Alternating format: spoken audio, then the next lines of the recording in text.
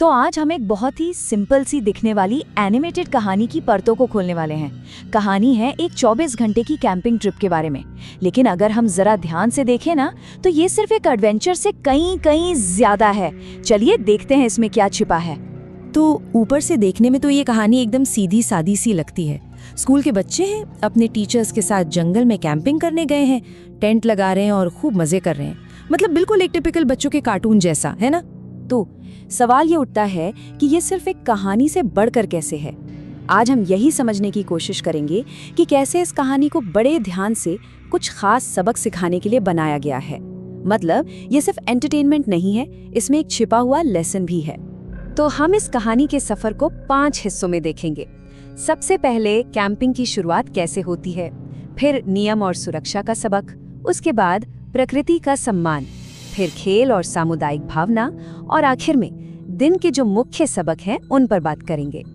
तो चलिए सबसे पहले हिस्से से शुरू करते हैं, कैंपिंग की शुरुआत।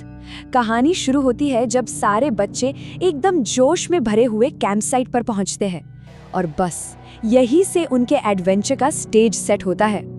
अब यहाँ एक बड़ी मजेदार चीज है। देखिए, बच्चों का एडवेंचर किसी खेल कूद से नहीं बल्कि एक काम से शुरू होता है।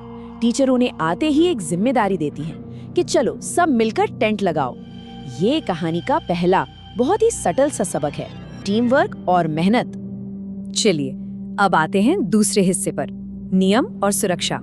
टेंट लगाने के ठीक बाद कहानी में पहला ट्विस्ट आता है।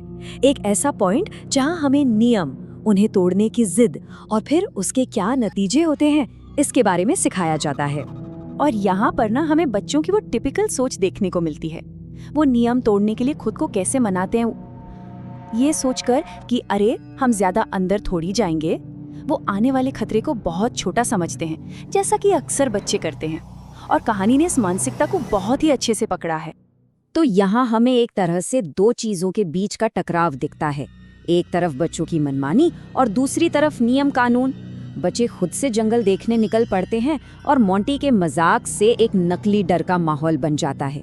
लेकिन असली सबक तो तब मिलता है जब टीचर आकर सिचुएशन को संभालते हैं। और ये चीज हमें याद दिलाती है कि बड़ों की निगरानी और सुरक्षा कितनी जरूरी है। और इसका नतीजा बिल्कुल साफ है। टीचर की तरफ से एक सीधी और सख्त वार्निंग आती है। यहाँ कोई कंफ्यूजन नहीं छोड़ा गया है।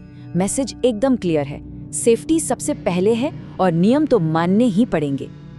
अब आते हैं तीसरे हिस्से पर, प्रकृति का सम्मान। तो सेफ्टी का लेसन सीखने के बाद कहानी अब हमें पर्यावरण का एक जरूरी सबक सिखाती है कि जंगल और वहां रहने वाले जानवरों के साथ हमें कैसा बर्ताव करना चाहिए।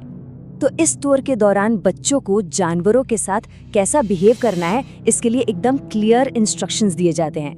देखिए, नियम कितने सिंपल हैं। उन्हें सिर्फ दूर से देखो, उन्हें डराओ मत और उन्हें चोट तो बिल्कुल मत पहुंचाओ। कहानी यहाँ सीधे सीधे हमें जानवरों और उनके घर यानी जंगल की इज्जत करना सिखा रही है। अब आता है चौथा हिस्सा, खेल और सामुदायिक भावना। अब कहानी का फोकस पर्सनल सेफ्टी से हटकर सोशल लेसन्स पर आता है और इन सबकों को खेलों के जरिए बहुत ही खूबसूरती से सिखाया गया है। अब ये स्पून लेमन रेस को ही देख लीजिए। ये अपने आप में एक कहानी है। चिंकी स्लो एंड स्टेडी वाली कहावत की तरह आराम से खेलकर जीत जाती है, जो हमें पेशेंस का क्लासिक सबक सिखाता है। और फिर गट्टू का मजाक में ये कहना कि अरे मैंने तुम्हें जीतने दिया, ये हार को भी मजाक में लेना और एक अच्छी स्पोर्ट्समैनशिप का कितना प्यारा एग्जाम्पल है।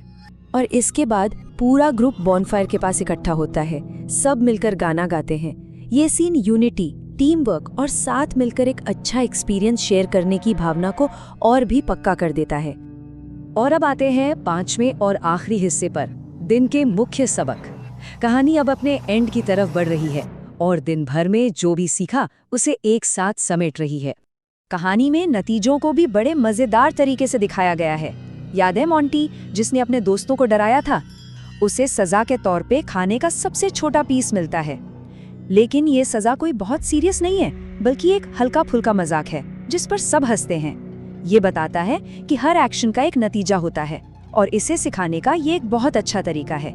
तो संक्षिप्त में कहें तो इस पूरी कैंपिंग ट्रिप की कहानी में ये सारे जरूरी सबक बड़ी चालाकी से बुने गए हैं। सेफ्टी के लिए टीचर्स की बात सुनो, नेचर की रिस्पेक्ट करो, खेल में अच्छी स्पोर्ट्समैनशिप दिखाओ और ये समझो कि हमारे हर काम का एक नतीजा होता है, चाहे वो मजाक में ही क्यों ना किया गया हो।